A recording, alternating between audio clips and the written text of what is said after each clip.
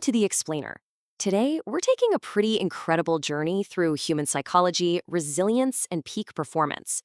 We're going to be synthesizing insights from 10 absolutely monumental, life changing books, boiling them down into one complete, four-stage mental training system.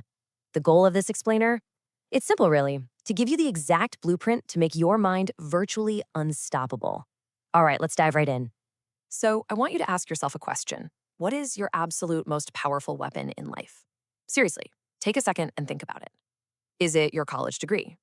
Is it the size of your bank account? Maybe it's your professional network, the whole it's who you know thing. It is so incredibly easy to look externally for the tools of our success, to kind of just believe that outside forces dictate our trajectory. But if we strip all of those external factors completely away, what are we actually left with? The answer is your mind. And the real paradigm shift here, the absolute game changer, is understanding that the way you think determines literally everything else. It dictates how you handle failure, how you chase success, how you show up on your absolute worst days, and how you perform when the pressure is just suffocating. The fundamental truth we're exploring today is that your mindset isn't just some fixed trait you were born with. No way. It is a highly, highly trainable skill. So that brings us to stage one, the foundation of thought. Because before we can build unshakable resilience or extreme productivity, we have to lay down the fundamental architecture of how we view our own abilities. I mean, if the foundation is cracked, the whole building comes down, right? This foundational architecture really starts with a brilliant concept drawn from Stanford psychologist Carol Dweck's book, Mindset. Dweck's been decades studying why some people thrive through adversity while others just kinda collapse. And she found it boils down to two main frameworks. A fixed mindset tells you that your intelligence and talents are just set in stone. You either have it or you don't.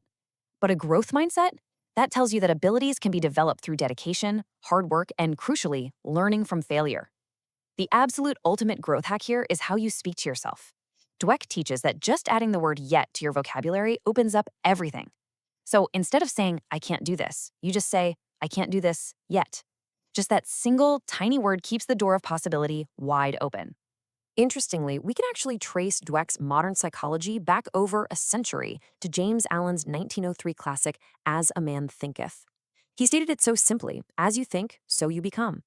Allen argued that circumstance doesn't make a person, it reveals them. Basically, your outer world is just a mirror of your inner world. I like to think of this as mental gardening. If you don't actively go in and weed out fear, doubt, and self-pity, well, those weeds are going to completely overtake the garden of your mind. It requires daily intentional work to really master your thoughts.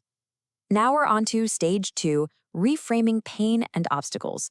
Because once our foundation is set, we inevitably run smack into the real world. And life is going to hit you hard. Adversity and trauma, they are just unavoidable features of the human experience. The real question is, how do we endure and actually reframe that pain? 40%. Now, there is a brutal reality behind this number, and it comes straight from David Goggins' incredible book, Can't Hurt Me. Goggins survived an abusive childhood, obesity, and just immense trauma to eventually become a Navy SEAL and world record endurance athlete. His core philosophy is the 40% rule. It goes like this. When your brain is literally screaming at you to quit, when you feel completely exhausted and totally broken, you are actually only at 40% of your true potential. Let that sink in. There is a massive 60% still left in the tank. Goggins teaches us that to access that remaining potential, we have to intentionally callous our mind. And we do that by repeatedly choosing voluntary suffering and discomfort. But when we inevitably hit those roadblocks, we really need a strategy. Enter Ryan Holiday's brilliant translation of ancient Stoic philosophy. It's the idea that the obstacle isn't just blocking your path, the obstacle is the way. Think about it. Every single problem, every setback, and every bit of adversity contains the exact tools you need to adapt and grow. You definitely can't always control what happens to you, but you can entirely control how you perceive it. Reframing your problems isn't just being in denial, it's a massive strategic advantage.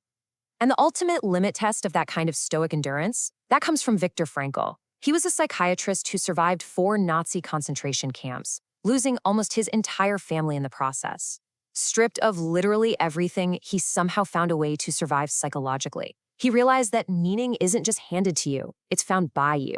It's found through the work you choose, the love you give, and the suffering you face with dignity. Frankl taught us that when you uncover your deep why, your deep purpose, the human spirit becomes virtually unbreakable. regardless of the external horrors going on around you. Those who have a why to live can bear almost any how. Moving on to stage 3, the engine of action. Because, look, with our pain reframed and our purpose clear, we've got to actually start moving. Having a strong mind is honestly kind of useless if it doesn't translate into real-world momentum. We need to build systems to execute our goals daily and defeat the forces that try to hold us back. And that brings us to Angela Duckworth's book, Grit.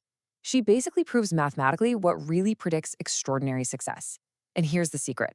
Effort counts twice. First, your raw talent multiplied by your effort creates your skill.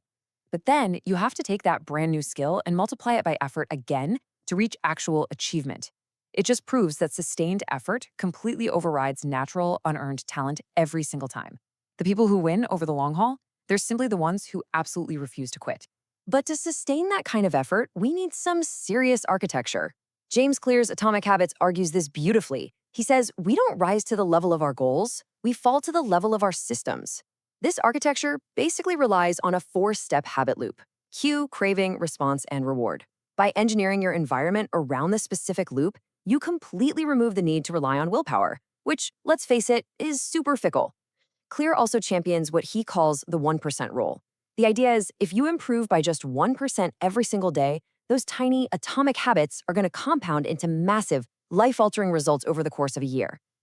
Now, even with the absolute best habits in place, you are still going to face an enemy. Author Stephen Pressfield calls this resistance. You know exactly what I'm talking about. It's that invisible inner voice telling you that you aren't quite ready, that you should wait for inspiration, or that the conditions just aren't perfect yet. Listen to me. Resistance is the enemy of greatness. The difference between an amateur and a professional is super stark. The amateur waits around for inspiration to strike, but the professional does the work in the dark, creating the exact conditions for inspiration to show up. You have to treat your life's work like a pro and battle that resistance every single day. Which brings us to our final stage, stage 4, mastery over chaos.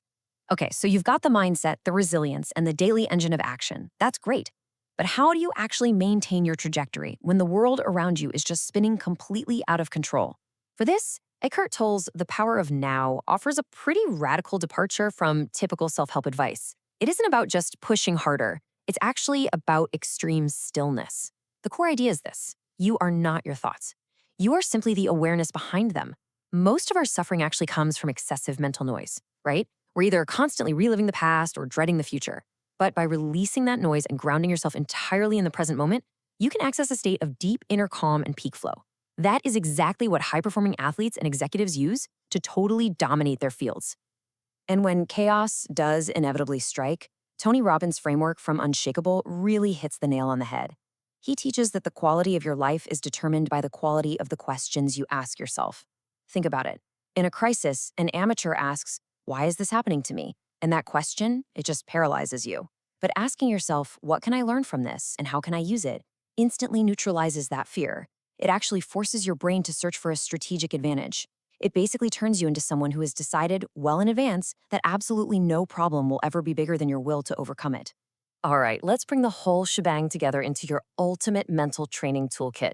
You adopt a growth mindset and you guard your thoughts like a vigilant gardener. You push way past that 40% barrier, knowing full well that the obstacle right in front of you actually is the way forward. You find your deep why to survive the pain. You cultivate grit by applying sustained effort over time, all backed by atomic systems and a daily intentional war against resistance.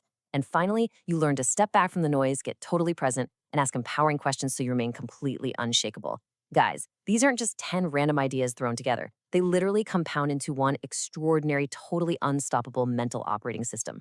So I want to leave you with this final, kind of provocative thought. We have just distilled over 3,000 pages of profound wisdom down into this one explainer.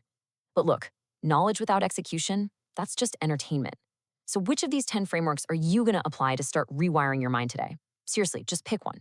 Focus on it. Master it. Because as we've seen, your mind is your most powerful weapon, and it's high time you start sharpening it. Thanks so much for joining me on this journey into the mind.